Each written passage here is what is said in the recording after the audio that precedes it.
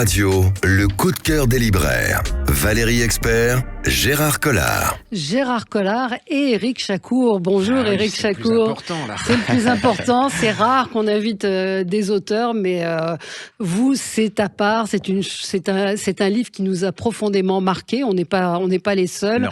Ce que je sais de toi, Éric Chacour, c'est paru aux éditions Philippe Ray. Ça a été la révélation pour nous de cet été. Vous lui avez décerné votre Goncourt de la Griffe Noire. Oui, parce que nous on fait des prix off, donc vous êtes venu le Goncourt de la Griffe Noire. Et ben j'en suis super fier. J'en suis super fier. Merci pour l'invitation, Valérie, Gérard, c'est un vrai bonheur. Nous on est ravis de vous recevoir parce que c'est un livre qui a fait son chemin. Je raconte un petit peu.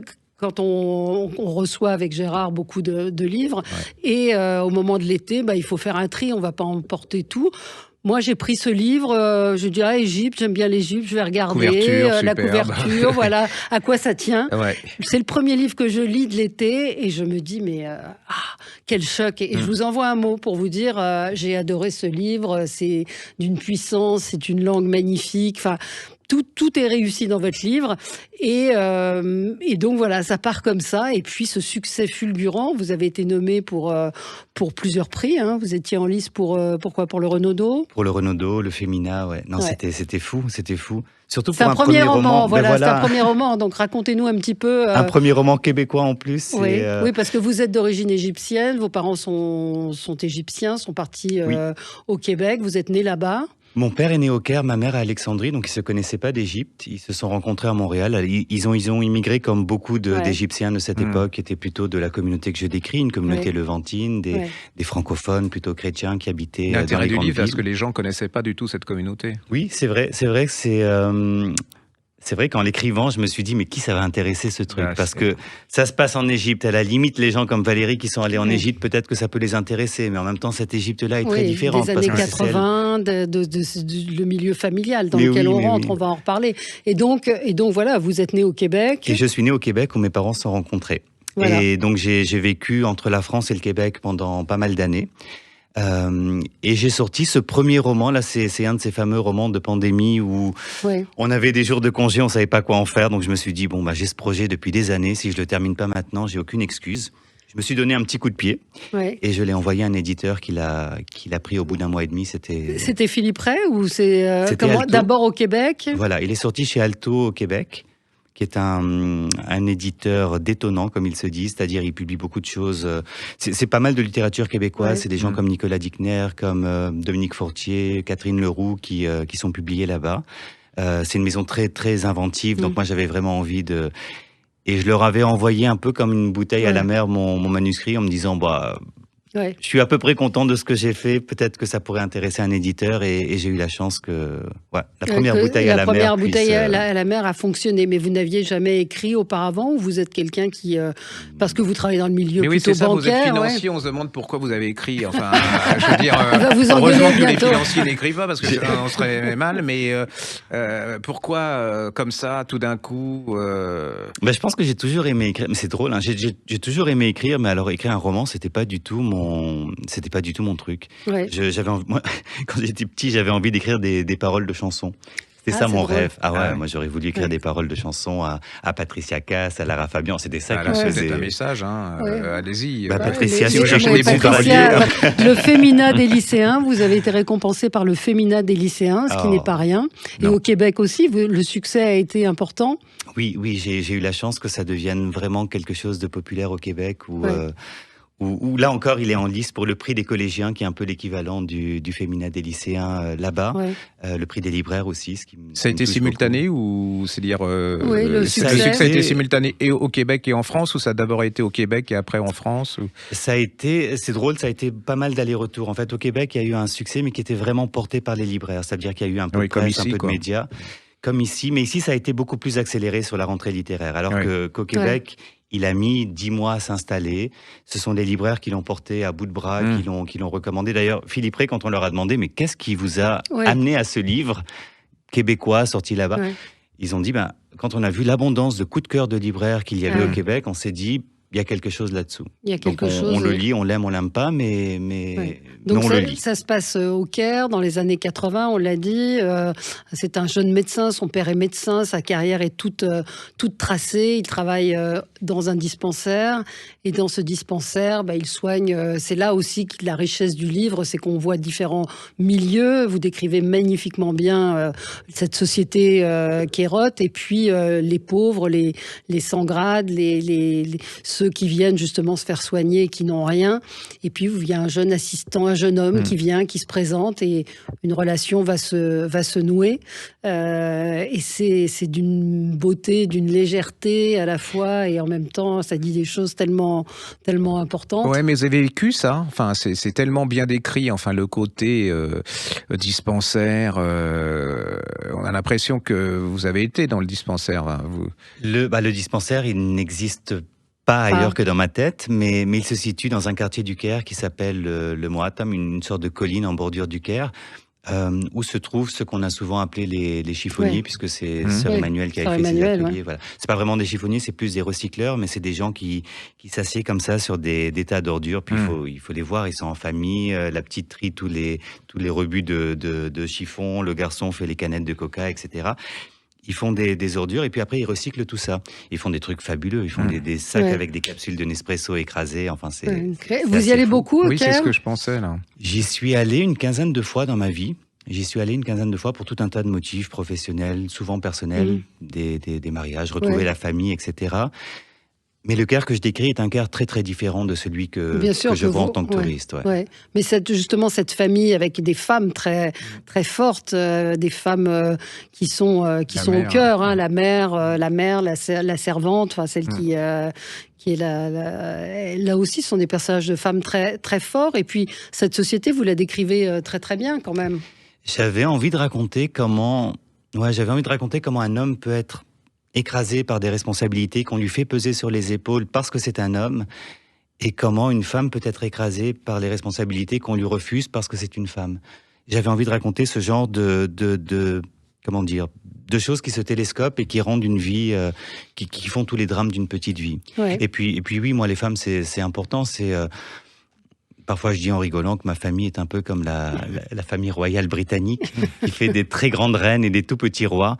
Bon, ma famille, c'est comme ça. C'est des femmes qui ont un fort caractère, qui ont qui prennent des décisions, qui ont souvent plus d'ambition et d'idées que leurs homologues masculins. Mais dans une société traditionnelle, on donne la parole aux hommes parce que c'est comme ça. C'est souvent le cas, oui. Quand on lit les romans qui se passent en Égypte ou en Tunisie, en fait, les hommes croient avoir le pouvoir, mais c'est les femmes qui dirigent tout, quoi, dans l'absolu. Oui, et puis c'est quelque chose mais je pense que c'est comme tout dans la vie, c'est comme la richesse, par exemple, quand on vous donne la richesse depuis l'enfance, vous n'avez pas le même rapport à l'argent et peut-être pas non plus le même envie de conquérir le monde que quand vous ne l'avez pas eu et que vous le recherchez. Et puis il y a l'homosexualité qui est au cœur du roman, sujet tabou s'il en est en Égypte et dans d'autres, dans beaucoup de pays qui n'existe même pas dans le code civil égyptien, qui est totalement... Le livre va être traduit, me disiez-vous avant l'émission, en Égypte. Oui, il va être traduit en arabe, il va être traduit dans une dizaine de langues, il est en cours de traduction, dont l'arabe, ce qui pour moi est une fierté personnelle. Et puis voilà, ça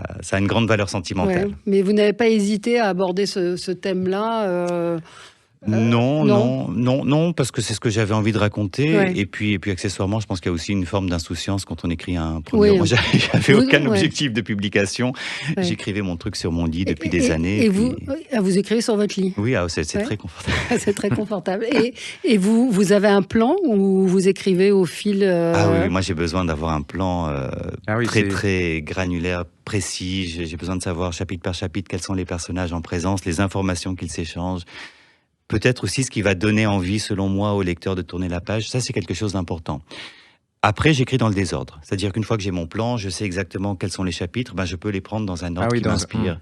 Donc, et comme il a été écrit sur plusieurs années, parce que personne ne m'attendait, puis que moi, je pensais pas le publier, il y a eu tout un travail à la fin parce que l'écriture, elle évolue en 10-15 ans. Bon, on n'écrit plus de la même manière. Donc, il y a eu tout un travail à la fin de réharmoniser l'écriture. Mais oui, j'écris avec un plan, c'est très important pour moi. Allez, on va marquer une pause. On est avec Éric Chacour, notre Goncourt à nous, ce que je sais de toi. Moi, tous les gens à qui je l'ai conseillé y a pas de ont été satisfaits, comme on dit, satisfaits ou remboursés. En tout cas, tout le monde a... C'est un roman de rêve pour les libraires. Absolument, tout le monde a aimé ce livre. À tout de suite. Sud Radio, le coup de cœur des libraires. Valérie Expert, Gérard Collard. Gérard Collard et Éric Chacour qui est avec nous. Ce que je sais de toi, qui a été notre choc littéraire de la rentrée. C'est paru aux éditions Philippe Ray. C'est l'un des romans, le roman que nous avons plébiscité en cette rentrée. Il faut signaler qu'il va faire qu'il est en train de faire une grande tournée des libraires. Donc, si vous le voyez à la Griffe Noire hier. Si vous le voyez dans votre ville, n'hésitez pas, précipitez-vous. C'est vraiment un événement. Ouais, et vous avez eu le féminin des lycéens. Vraiment, j'encourage tout le monde à lire votre livre. C'est un livre, c'est plein de délicatesse. C'est à la fois une sorte de saga. C'est formidable. Vraiment, c'est une révélation. Il y a des fois, on a tendance à dire c'est une révélation. Vous avez recommencé à écrire ou pas ? Alors, c'est drôle, j'ai toujours eu 2 idées en tête. Ouais. 2 idées très claires que j'avais envie de développer avec 2 séries de personnages qui se passent dans 2 lieux différents. Et oui, j'ai recommencé à écrire. Avec la pression. Il va falloir qu'on attende 15 ans ou... Je vais essayer de me discipliner un peu plus. Ouais. Je vais essayer de me discipliner un peu plus en écriture, mais oui, j'ai très hâte. J'ai pas hâte que la poussière retombe parce que ça voudra dire que c'est un peu la fin de quelque chose. Mais je sais que dès que la poussière retombera, la première chose que je serai content de retrouver, c'est ça. C'est l'écriture. Donc, on attend dans combien de temps ? Non, on ne sait pas. Vous travaillez à la main ou à la machine ou à l'ordinateur ? Alors, le plan, souvent à la main, parce que j'aime bien faire des flèches, des liens, des trucs comme ça. Mais après, non, c'est tout. Je crois que vous aimez bien Gary, c'est ça ? Vous avez une passion pour... Oui, moi, le livre que j'aurais peut-être tué pour pouvoir écrire, c'est la promesse de l'aube. Moi, c'est un livre que je trouve fabuleux. Il y a quand même du Gary dans oui, il y a quelque chose. Oui. Et si la grand-mère. Oui, la grand-mère, absolument. Et si vous aimez Gary, moi, je vous conseille un livre d'Agatha Tuszynska. Ça s'appelle Le Jongleur chez Stock. Et en fait, elle a refait l'enquête de qui est Gary. Parce que, en fait, ce type, il a essayé il a tellement de vies, des vraies, des fausses. Et elle va refaire l'enquête. Alors, c'est un monument, ce bouquin. Ça vient d'être édité chez Stock. Et elle refait. Alors, elle se compare à elle aussi. C'est un double cheminement entre les deux. Et quand vous lisez ça, vous dites, ce type, mais sa vie, il ne pouvait être que romancier parce que déjà rien que sa biographie, c'est un roman. On sait jamais où il est. Il dit qu'il est là, mais en fait après enquête, il y était pas, mais il était pas loin. Les gens qu'il avait connus, il les a pas connus, mais il a connu C'est absolument extraordinaire. Moi, je suis rentré dedans. Comment ça s'appelle ? Ça s'appelle Le Jongleur. Elle s'appelle, alors forcément, c'est sur moi que ça tombe. Le nom, c'est Agatha Tuszynska, et c'est chez Stock. Si vous aimez Gary, c'est un indispensable. C'est vraiment là, vous allez voir Gary, vous allez relire les romans d'une autre manière parce que vous allez vous dire là, ça. Dès que j'ai commencé à lire le début, je me dis oui, il va falloir que je lise ça parce que dans ça, il a lu. Voilà, c'est un bouquin c'est lisible. C'est pas de panique parce que souvent il y a des biographies là très sophistiquées et tout qui sont un peu chiantes. Là, vous êtes dedans et ça se dévore. J'ai bien envie de le lire parce que c'est vraiment une vie fascinante. C'est quelqu'un qui, à chaque fois qu'il a touché quelque chose, a eu un succès.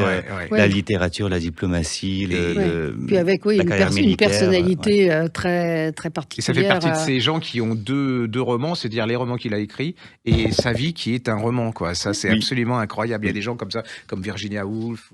Qui sont, Qu'est-ce que vous lisez ? On connaît mal la littérature québécoise. Moi, la dernière chose que j'ai lue qui m'a complètement transpercé le cœur, c'est La fille d'elle-même de Gabrielle Bouliane-Tremblay. Ouais. Je pense qu'en France, il vient de sortir chez Lattès. J'espère ne pas me tromper.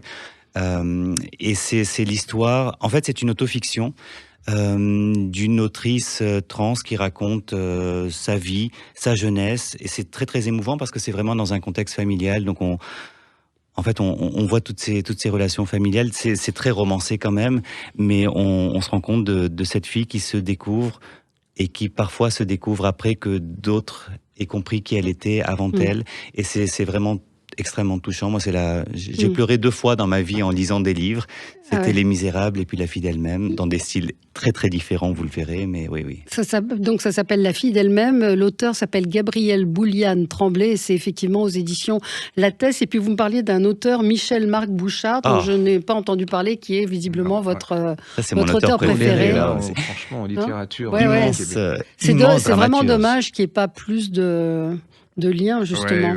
Alors, racontez-nous un petit peu ce qu'il écrit. On va y travailler pour faire connaître la littérature québécoise. Donc, c'est un dramaturge, des pièces de théâtre assez incroyables. En France, je pense qu'on le connaît un peu parce qu'il a été adapté par Xavier Dolan pour Tom à la ferme, qui est une pièce... Xavier Dolan a adapté 2 de ses pièces.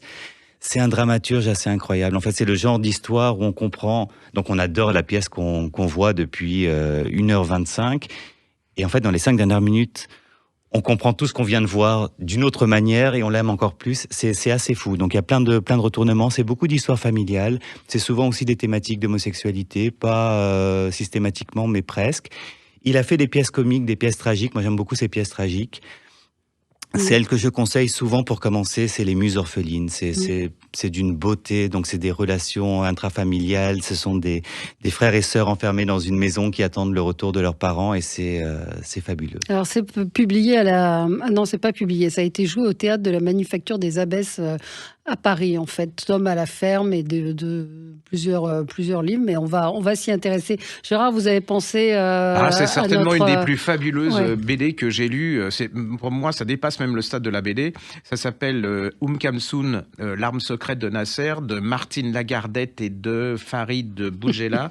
Et c'est chez une petite maison d'édition qui s'appelle Oxymore. Je vous la donne. Déjà, les illustrations, c'est absolument... J'ai adoré. Alors, Kalsoun... C'est un monstre sacré dans le monde arabe. C'est quelque chose. Lakalas disait de Kalsoun que c'était la plus belle voix du monde. Alors pour que Lakalas vous dise ça, Kalsoun. Alors ça c'est le concert. Elle était déjà hyper connue en Égypte, et Bruno Cocatrix décide de l'inviter pour un concert à l'Olympia. Alors déjà, c'est un chemin de croix pour avoir Kalsoun. Elle était pas très connue en France. On lui dit, vous allez vous vautrer. Enfin, ça va être une catastrophe. En fait, Kalsoun, elle est tellement célèbre en Égypte que quand Nasser arrive au pouvoir, elle va être supportrice de Nasser. Elle va être très féministe et elle va être un lien entre De Gaulle et sa politique avec le monde arabe. Et ça, c'est ce concert et c'est absolument incroyable. C'est vraiment magnifique. C'est la découverte d'une femme. Et puis, je racontais l'anecdote. C'est-à-dire que Cocatrix disent vous allez voir un concert, vous allez chanter combien de chansons? Elle a dit 2, peut-être 3, et Cocatrix disait 2 chansons, ça fait 3 minutes, 6 minutes, 3, ça fait 9 minutes, comment je vais faire pour tenir un... Et en fait, il va se rendre compte que la première chanson, elle faisait 1h30, elle s'arrêtait 20 minutes, la deuxième chanson, 2 heures, et la troisième, pareil, le concert a duré 6 heures, et c'était un événement en toute l'Europe, les gens sont venus de partout, il y avait toutes les célébrités, et alors ce qui est quand même incroyable, c'est là où il y a un problème de transmission, c'est-à-dire que juste les générations des années 60 d'émigrés connaissaient Kalsoun et le temps passant, son aura disparaît. Mais allez-y, c'est extraordinaire. Moi, j'ai écouté.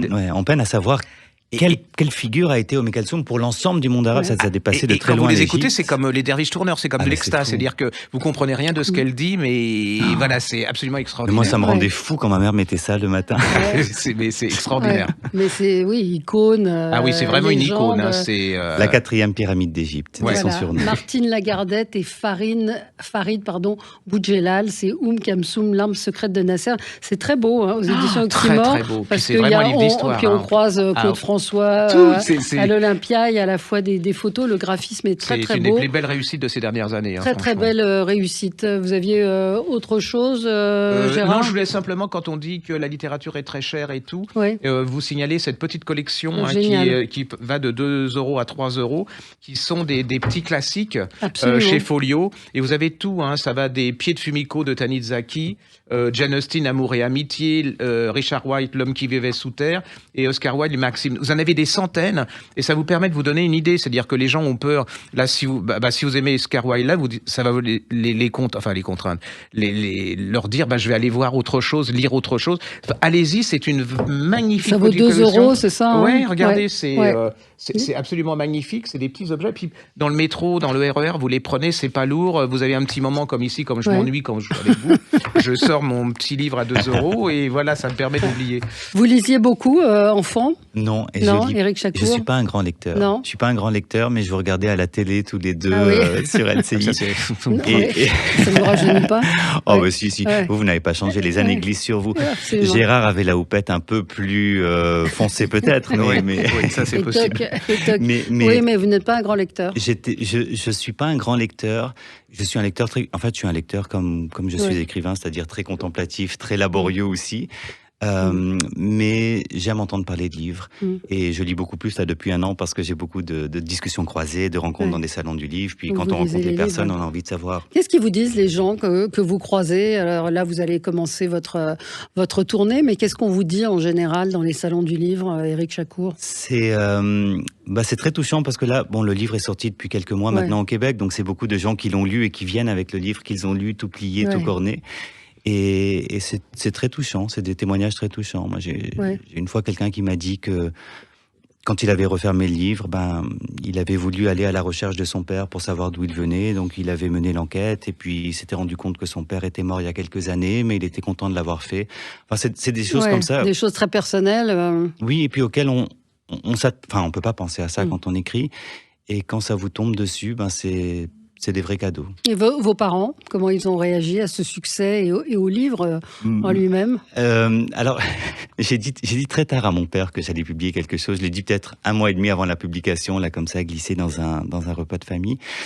Non, je pense que de façon générale, ma famille est assez heureuse que j'effleure le sujet de l'Égypte, parce que c'est quand même plus leur Égypte que la mienne. Bien sûr. C'est l'Égypte de leur époque, c'est l'Égypte qu'ils ont connue, et c'est quand même un petit rapiessage de tous les lambeaux de récits qu'ils m'avaient fait, donc pour l'ambiance, pour la toile de fond.